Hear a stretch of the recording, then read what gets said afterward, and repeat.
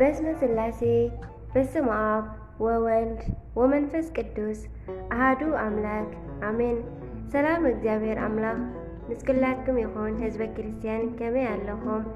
ኣነ እግዚአብሔር ይመስገን ክብሪ ይስፋሕ መድኃኒ ዓለም ክርስቶስ ልዑል እግዚአብሔር ኣምላኽና ክሳብ ሰዓት እዚኣ ብጸጋን ብጥዕናን ብሰላምን ስለዘብቅዐና ስለዘጥንሓና ክብርን ምስጋናን ኣምልኮን ውዳሴን ዘለዓለም ንዑ ይኹኖ። ከምኡውን ነታ ርህርህቲ ህሊና ወላዲተ ኣምላክ ኣራጊተ ጸሎት ዝኾነት ቅድስቲ ድንግል ማርያም ኣዴና ጽዮን መጸጊዕትና ክብርን ምስጋናን ውዳሴን ይብጽሐያ። ከምኡውን ንኹሎም ቅዱሳና እግዚአብሔር ኣምላኽ ብዘኽበሮም መጠን ብዝሃቦም ቃል ኪዳን ከከም ማዕርጎም ክብርን ምስጋናን ይብጽሐዮም አሜን። ብሩኽ ሓድሽ ዓመት ዓመተ ሰላም ዓመተ ፍቕሪ ዓመተ ምትሕልላይን ምትሕቑቓፍ ምስ ወለድናን ይግበረልና። ነበዚ ሰዓት እዚኣ ካብ ዓመት ናብ ዓመት ስለዘብቅዐና እግዚአብሔር ኣምላኽና ክብሪ ይኹኖ አሜን። ስንክሳር መስከረም 1 በስመ አብ ወወልድ ወመንፈስ ቅዱስ አሐዱ አምላክ አሜን። ስንክሳር ዝሰምዕ ዘንብብ ድማ ፍቕሪ ጐይታ ኣብ ልቡ ይዕንብብ አሜን። እንኳዕ ኣብዝሓና መስከረም ዕለት 1 ዝኽበሩ ዓመታዊ ናይ ቅዱሳን በዓላት። እዛ ዕለት ብጣዕሚ ክብርትን ልዕልትን እያ። ምክንያቱ ሓድሽ ዓመት ሓድሽ ህይወት ሓድሽ ተስፋን ሓድሽ በረኸትን ምእንቲ ክንረክብ ሕያዋይ ኣምላኽና ናብዛ ዕለት ስለ ዘብፅሐና ንዕኡ እንታይ ይኸፈሎ እንታይ ከንኸፍሎ ተመስገን ካብ ምባል ሓሊፍና ነዛ ዕለት ብዙሕ ስያሜታት እኳ እንተለዋ ካብኡ እዚአን ክንጠቅስ ንኽእል። ቅዱስ ዮሐንስ መጥምቁ ዮሐንስ ርእሰ ቅዱሳን ስለ ዝኾነ ብኡ ተሰየመት። ርእሰ ዓውደ ዓመት ናይ ዓውደ ዓመታት ርእሲ እንቁጣጣሽ ንንግስቲ ሳባን ንንጉስ ሰሎሞንን ሓደ ዝገበረት ዕለት እያ። ራብዓይ ዕለት ማዕዶት መሰጋገሪ ማለት እዩ።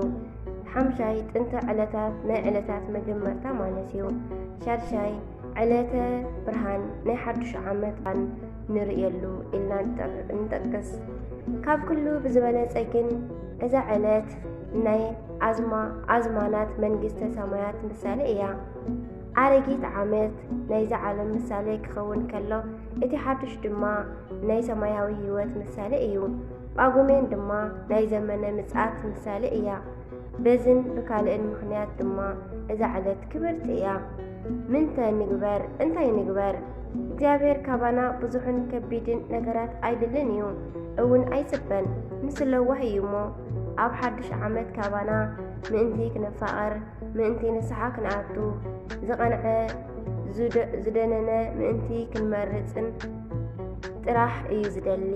ኣብ ዝተዋፈርናዮ ጥራሕ ኩሉ ኣብ ዘለናዮ ኩሉ ሃገርን ንእግዚአብሔር ነኽብር ንድንግል እመቤትና ንፍቅር ንቅዱሳን ምእንቲ ክንዝክር ክንተግህ ይግባአና። ነዚ ድማ ናይ ሥላሴ ለውሃት ናይ ኣደ ብርሃን ኣማላድነት ናይ ቅዱሳን ኩሎም ጸጋ በረኸት ይሕደረና አሜን። ዘመኑ ናይ ፍቕሪ ናይ ሰላምን ናይ በረኸትን ድማ ይግበረልና። ሊቀ መላእክት ቅዱስ ራጉኤል ዝተሸመሉ ዕለት እዩ። ናይ ቅዱስ ሐዋርያ በርተሎሜዎስ እውን ዕረፍቱ እዩ። ናይ ቅዱስ አባ ሚልኪ ዕረፍቱ እዩ። ብተወሳኺ ከዓ ኣቦና ጻድቅ ኢዮብ ካብ ሕማሙ ዝተፈወሰሉ ዝድሓነሉ ዕለት እዩ። ጻድቅ ኢዮብ ብማይ ተሓፂቡ ማየ ጸሎት ካብ ደዌ ዝድሓነሉ እዩ። ንሕና ከዓ ካብ ቅንያት ጳጉሜን ቅድሚ ሓድሽ ዓመት ምእታውና ዓመት መጸ ኩሉ ጊዜ ብማይ ጸሎት ንሕጸብ ብኡ ከዓ ንባረኽ። ቅዱስ ራጉኤል ሊቀ መላእክት። ራጉኤል ማለት ናይ ብርሃናይ ሓለቓ ማለት እዩ።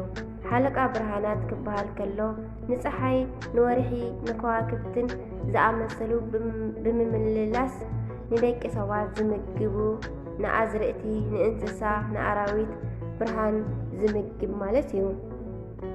ራጉኤል ማለት ተቐባሊ ማለት እዩ። ዝብቀል ማለት ምብቃል ዝግብኦ ንጸላኢ እዩ። ናይ ደቂ ሰባት ጸላኢ ከዓ ዲያብሎስ እዩ። ስለዚ ቅዱስ ራጉኤል ንእግዚአብሔር ኣሚኖም ሕገ እግዚአብሔር ሓልዮም ብፍርሓት እግዚአብሔር ኣምልኮቱ ዝፍጽሙ ኩሎም ዝሕልዎም ጸላኢ ዲያብሎስ ዘርሕቐሎም ናብኦም ብፍጥነት ብምብጻሕ ዘናግፎም ቅዱስ ራጉኤል ማለት እዩ። ሄኖክ 6:4 ራጉኤል ማለት ናይ ሓያላት ሓያል እግዚአብሔር ማለት እዩ። ናይ ሓያላት ሓያል ዝበሎ ካብ ፍጥረታት ምድሪ ሓያል ዝበሃሉ ልዕሊኦም ምዃኑ ንምግላጽ ሓያልነቱ ብማንም ክግለጽ ዘይከኣል ንምግላጽ ሓያልነቱ እንከ ዘይብሉ ምዃኑ ንምግላጽ እዩ። ስለዚ እግዚአብሔር ሓያል ናይ ሓያላት ሓያል ምዃኑ ዝገልጽ ትርጉም ኣለዎ። ራጉኤል ማለት ጽኑዕ እግዚአብሔር ማለት እዩ። ናይ እግዚአብሔር ኣምላኽ ጽኑዕነት ንምጉላሕ ጽኑዕ ኣለዎ። እግዚአብሔር ዘይወላወል ዘይክሕድ እዩ ንምባል እዚ ስያሜ ተዋሂብዎ። ናይ እግዚአብሔር ጽንዓት ዘርኢ ትርጉም ዘለዎ ስያሜ እዩ። ናይ ሊቀ መላእክት ቅዱስ ራጉኤል ስልጣንን ኣገልግሎትን ኣዴና ቅድስተ ቅዱሳን ንጽሕተ ንጹሓን ድንግል ማርያም ኣብዚ ዓለም ነቢራ ኣብ መበል 64 ዓመታ ምስ ኣዕረፈት ስጋኣ ተወሲዱ ኣብ ትሕቲ ዕፀ ህይወት ክዓርፍ ከሎ ሓቢሩ ዝኸደን ንስጋኣ ብማዕጠንቲ ዕጣን ዝዓጥን ዝነበረን ንፍቑረ እግዚአብሔር ንቅዱስ ዮሃንስ ሕብስቲ ዝመገበ መልአኽ እዩ። ኣብ ልዕሊ ብርሃናይ ዝተሸመ መልአኽ እዩ። ካብ ኣዳም 7 ወለዶ ዝኾነ ኣብ ቅድሚ እግዚአብሔር ኩሉ ተግባረ ስሩሑ ዝሰመረሉ ስጋብ ሕጂ ሞት ዘይቀመሰ ጽላሎት ሞት ዘይዓረፎ ነቢይ ሄኖክ ካብ ቅዱሳን መላእክቲ ሓደ ዝኾነ ተበቃሊ ጸላኢ ቅዱስ ራጉኤል ኣብ ልዕሊ ብርሃናት ዝሰልጠነ እዩ ክብል ብዛዕባኡ ተዛሪቡ እዩ። እግዚአብሔር ንዓለም ክቆጻጸራ ዝሾሞ ነቢይ ዓብይ ቅዱስ መልአኽ እዩ። ድርሳነ ቅዱስ ራጉኤል ዘጥቅምቲ ገጽ 23 ሓድሽ ሰማይን ሓድሽ ምድርን ንምትካእ ንዓለም ንምልዋጥ ስልጣን ዝተዋህቦ ቅዱስ መልአኽ እዩ። ናብ ናይ እግዚአብሔር ክብሩ ኣዳራሽ ከኣቱ ክወፅእ ስልጣን ዘለዎ ምስ ኪሩቤልን ሱራፌልን ሓቢሩ ኣብቲ ናይ ፈጣሪና ክብሪ ጎይትነቱ ዝፋን ዝቀውም እዩ። ንሎጥን ሰበይቱን ንደቁ ካብ እሳተ ጎመራ ዘድሓነ መርገም በልዓም ናብ መረቓ ዝቐየረ ቅዱስ ራጉኤል እዩ። ናይ ቅዱስ ራጉኤል ስነ ስእል ኣብ ናይ ቅዱስ ራጉኤል ስነ ስእል እንርእዮ በዓል 4 ርእሲ ንስር ካብ 4 ኪሩቤል ሓደ ገጽ ንስሪ እዩ። ጸዋርያነ መንበረ ስላሴ 4 እንስሳ እዮም። ይስከምዎ ክበሃል ከሎ ሳእኒ ንሰብ ከም ዝስከሞ ንማለት እዩ እምበር ክኢሎም ኣይኮኑን። እሶም ከዓ ገጸ ሰብ፣ ገጸ እንስሳ፣ ገጸ ንስር፣ ገጸ አንበሳ ዘለዎም እዮም። ነቢይ ሕዝቅኤል ነፍሲ ወከፎም 4 ገጽ ነበሮም። ብቅድሚት ገጸ ሰብእ፣ ብየማን ክንፊ ገጸ እንስሳ፣ ብጸጋማይ ክንፊ ገጸ ብዕራይ፣ ብድሕሪት ገጸ ንስሪ ዝመስሉ ነበሩ ኢሉ ሕዝቅኤል ምዕራፍ 1:6-13 ይዛረብ። ካብዚ ንረድኦ ነገር 4 ገጽ ካብ ዘለዎም ኪሩቤል ሓደ ንስሪ ምዃኑ እዩ። ቅዱስ ራጉኤል ድማ ናይዞም ኪሩቤል ሓለቃ ብምዃኑ በዚ ምኽንያት ማለት ንሶም ዙፋን ተሰከምቲ እሱ ድማ ኣብ ጥቓኦም መቋሙ ናይ መንበረ ስላሴ ሓላዊ ብምዃኑ በዚ ብጽሒት ኣገልግሎቱ ሓቢሩ ክሰኣል ክኢሉ ቅዱስ ያሬድ ኣብ ድጓ 4 እንስሳ ኣልቀንጥሩ ከም ዝብል ንስር ብፊት ንፊት ኣይረኣዩን በቲ ሓደ ብዝመርሖም ይኸዱ። ንሶም ነፍሲ ወከፎም 4 ገጽ ክህልዎ ከሎ ከይዕረፉን ከይደኸሙን ዘመስግኑ እዮም ብምባል ጽሒፉ እዩ። ብተወሳኺ መላእክቲ ነገደ ሱራፌልን ነገደ ኪሩቤልን ብምባል ይኽፈሉ። ኣብ ነገደ ሱራፌል በዓል ቅዱስ ሚካኤል፣ ቅዱስ ሩፋኤል ወዘተ ክኾኑ ከለው ነገደ ኪሩቤል ከዓ ቅዱስ ገብርኤል፣ ቅዱስ ራጉኤል ወዘተ የጠቃልሉ። ስለዚ ቅዱስ ራጉኤል ነገዱ ካብ ነገደ ኪሩቤል እዩ። ኣብዚ ነገድ ኪሩቤል ኣልቀንጥራ 4 ኣራእስ ንስር ሓለቃኦም ቅዱስ ራጉኤል እዩ። በዚ ምኽንያት ሓቢሮም ክሰኣሉ ክኢሎም ብተወሳኺ ከዓ ቅዱሳን መላእክቲ ከከም ስርሖም መፍለይ ስነ ስእሎም ምስኣል ልሙድ እዩ። ንኣብነት ቅዱስ ሚካኤል ምስ ቅድስቲ ኣፎምያ፣ ቅዱስ ገብርኤል ድማ ምስ 3 ደቂቅ፣ ቅዱስ ኡራኤል ምስ እዝራ ሱቲኤል ከም ዝሰኣሉ ማለት እዩ። በዚ መሰረት ቅዱስ ራጉኤል ኣቃቤ መንበር እዩሞ ንመንበረ ኣጋእዝተ ዓለም ስላሴ ዝስከሙ ኪሩቤል ካብ ምስ ንስር ገጸ ንስሪ ሓቢሩ ክሰኣል ክኢሉ ሊቀ መላእክት ቅዱስ ራጉኤል ካብ አምላኽ ዝተውሃቦ ቃል ኪዳን እግዚአብሔር አምላኽ ብስሙ ዝተአመኑ ቅዱሳን ጻድቃን ሰማዕታት ሐዋርያት ወዘተ ብዘይ ምቁራጽ ስሙ ንዝጽውዑ ቅዱሳን መላእክቲ ኩሉ ቃል ኪዳን ሂብዎም እዩ ቃል ኪዳኑ ከዓ ዘለዓለማዊ ፈጺሙ ዘይሓልፍ እዩ ንሊቀ መላእክት ቅዱስ ራጉኤል እውን እዚ ቃል ኪዳን ተዋሂብዎ እዩ አምላክ ቅዱስ ራጉኤል ይቅረበለለይ ብምባል ሓንቲ ቃል እኳ እንተተዛረበ ከም ፈታውየይ አብርሃም ፍቁረይ ይስሐቅ ከም ዘኸበርክዎ ከም ክቡር ያዕቆብ እውን ክብርን መጎስን ክህቦ እየ አኽሊል ኣብ ርእሱ እውን ክደፍአሉ እየ ነዊሕ ዕድመን ጥዕናን ክህቦ እየ ክብል ቃል ሂብዎ እዩ አምላኽና እግዚአብሔር ሊቀ መላእክት ቅዱስ ራጉኤል መስከረም ሓደ ካብ ሊቃነ መላእክት ኣብ መበል 4ይ ደረጃ ኮይኑ ዝተሾመላ ዕለት እያ ጉንበት ሓደ ንቅዱስ ሄኖክ ምስጢራት ዝገለጸሉ በዓሉ እዩ አማላድነትን ረድኤትን ሓላዋውን ናይ ቅዱስ ራጉኤል ሊቀ መላእክት አይፈለና አሜን ቅዱስ በርተሎሜዎስ አህጉረ ስብከቱ ወንጌል ክሰብኽ ብዕጫ ዝበጽሖ አልዋሕ ትበሃል ዓዲ እያ ቅዱስ ጴጥሮስ ከብጽሖ ናብ አልዋሕ ከደ ናብቲ ከተማ ንምእታው ምኽንያት ደለዩ እሞ ቅዱስ ጴጥሮስ ንቅዱስ በርተሎሜዎስ አትክልተኛ እዩ ኢሉ ንሓደ ሃብታም በዓል ሕርሻ ወይኒ ነቲ ቦታ ክሕልወሉ ባርያ ገይሩ ሸጦ እቲ ሃብታም ሰብኣይ ከዓ ንበርተሎሜዎስ ብ300 ዲናር ገዚኡ ሒዝዎ ከደ ቅዱስ ጴጥሮስ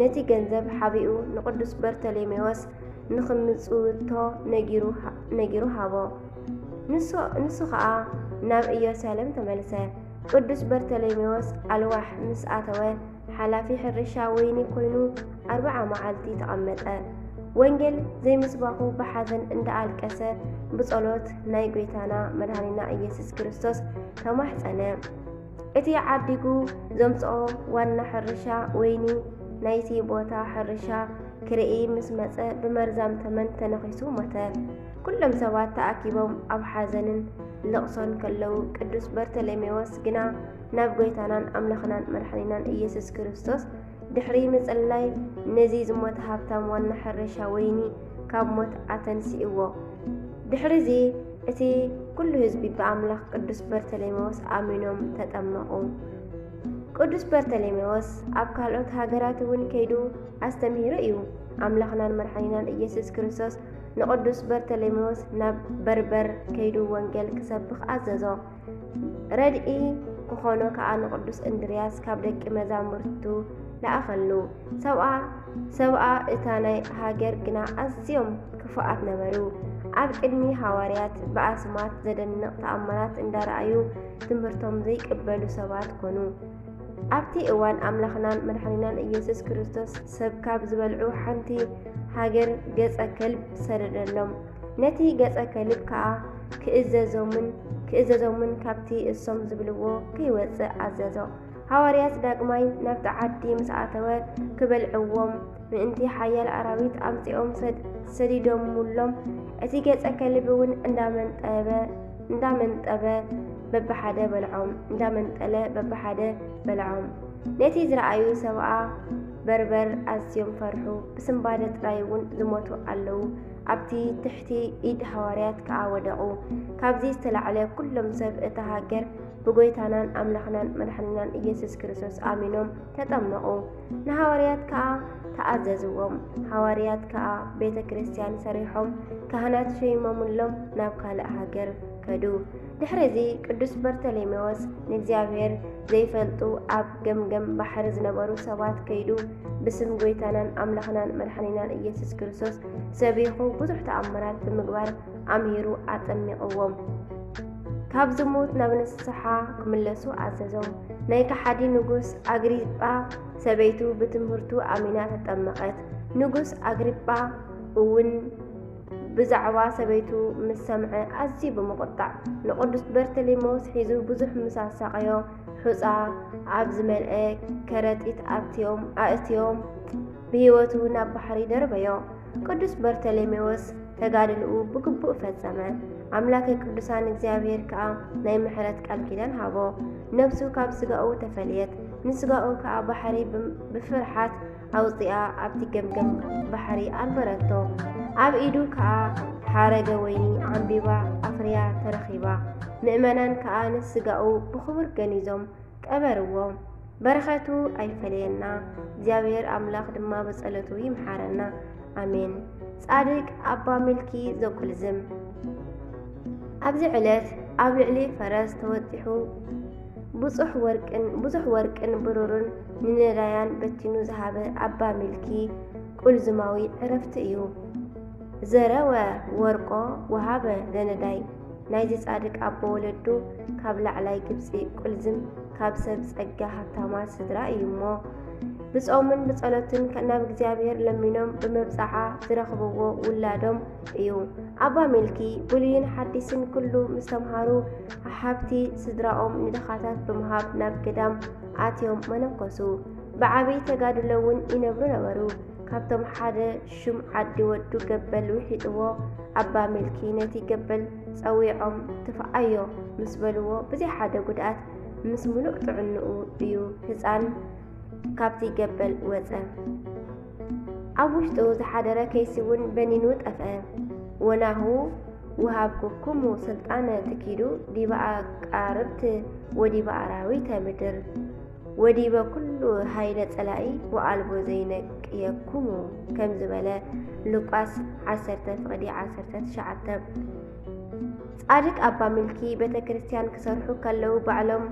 بتعمرات مسرة أمني يتخلو نبرو نسلست مئتي منكسات أبو بمخان بتعمراتهم نسوء رومان فارسن أمينهم إيهم بعدتي عطيهم كنبرو محيلهم مسعاتو سيطان تلائي سنات نمحالهم كفرس حاسبو قبل ليقوال نقصرهم حادرو أحمما أمو عبدت عند أويت كا بجك أبا ملكي زدحنني يلن عند بلد كا تقدر نبرت إتي نقص كا 400 سراويت أختيلهم نأبا ملكي داليوم كنسقوو نعا شخرو عززهم انت زي أمسقوو كا كم زموتو نقرم اتم سراويت نقص نأبا ملكي رخيبهم كا نخيد بلوو كابعاتهم كم زي وصو حبروهم نسوم كامسهم انت زي كيدهم نقص كم زقاسلهم نقروهم أبا ملكي كا حزينهم ناب እግዚአብሔር ጸለዩ ኣብቲ እዋን ደመና ተሰኪሙ ናብ ሮሜ ኣብጽሖም ኣባ ሚልኪ ከኣ ጸልዮም ነቲ ጋኔን ገሲጾም ካብ ጓል ንጉስ ኣውጽእዎም ድውያነ ፈውሱ ሙታን አንስኡ እለ ለምጽ አንጽኡ አጋንንተ አውጽኡ በከንቱ ዘነሳእክሙ በከንቱ ሃቡ በጸጋ ዘነሳእክሙ በጸጋ ሃቡ ማቴዎስ 10:8 ድሕሪዚ ኣባ ሚልኪ 14 ሰባት ዘይሰከምዎ እምኒ ነቲ ሰይጣን ኣሲሮም ኣሰኪሞም ኩሉ ሰብ እንደራእዮ ናብ ገዳሞም ኣምጽእዎ ኩሉ ሰብ ከ ኣዝዩ ርእዩ ከ ኣዝዩ ብምግራም ተደነቀ መጸዊ ባዓቶም ከ ገበርዎ ኣጋንንቲ ገረሩ ለነ በስምከ ሉቃስ 10:17 ከም ዝበሉ ሐዋርያት ነቲ ሰይጣን ከ ንሰብ ከየሳቂ ኣወጊዙ ሰደዶ ኣባ ሚልኪ ዳግማይ ፈተና ከየጓንፎ በዓቱ ዓጽዩ ተቐመጠ ድሕሪ ምምንኳሱ 45 ዓመት ምስኮነ ብሽምካ ጽቡቕ ስራሕ ዝሰርሑ ኩሎም ክምሕሮም እየ ኢሉ ኣምላኽናን መድሓኒናን ኢየሱስ ክርስቶስ ዘለዓለማዊ ናይ ምሕረት ቃል ኪዳን ሃቦ ጊዜ ዕረፍቱ ምስ በጽሐ ከኣ ኣባ አንጦንዮስ መቃርስ ሲዶና ቡሶይ ጳጉሚስ ተገሊጾምሉ ክቡር ኣቦና ናባና ነዓ ኢሎሞ ብሰላም ዓሪፉ በረኻቶም ኣይፈለየና እግዚአብሔር ኣምላኽና ድማ ብጸሎቶም ይምሓረና አሜን መስከረም ሓደ ዝኽበሩ ዓመታዊ ናይ ቅዱሳን በዓላት ርእሰ አውደ ዓመት ቅዱስ በርተሎሜዎስ ሐዋርያ ቅዱስ ማር ሚልኪ ትሩፈ ምግባር ቅዱስ ራጉኤል ሊቀ መላእክት ቅዱስ ኢዮብ ተአጋሲ መጽሐፈ ነቢይ ኢሳያስ ከኣ ሃብዎ ነቲ መጽሐፍ እንተ ቀልዖ ከኣ እቲ እተጽሕፎ ክፍሊ ረኸበ ندخاتات كبسروم سلا زقبعني